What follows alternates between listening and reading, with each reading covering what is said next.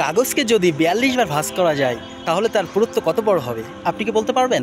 গাড়ির সমান, একটি বিল্ডিংয়ের সমান, অথবা বুরুজ খলিফার মতো বিল্ডিংয়ের টাওয়ারের উচ্চতার সমান?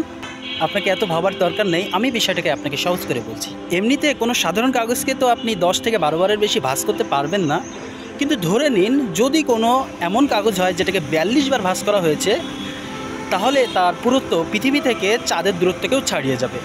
এটা শুনতে অনেকটা অবিশ্বাস্য মনে হলেও এটা ভয়ঙ্কর রকমের সত্য এবং এটা গাণিতিক সত্য। কারণ পৃথিবীতে এই জিনিসটাকে অষ্টম আশ্চর্য বলা হয়, যেটাকে বলে পাওয়ার অফ কম্পাউন্ডিং, যেখানে কাগজ দ্বিগুণভাবে ভাঁজ হয় অথবা যে কোনো কিছু দ্বিগুণভাবে বাড়তে থাকে। উদাহরণস্বরূপ ২ থেকে ৪, ৪ থেকে ৮, ৮ থেকে ১৬, ১৬ থেকে ৩২, এই যে গাণিতিক হিসাব ঠিক এইভাবে বাড়তে থাকে।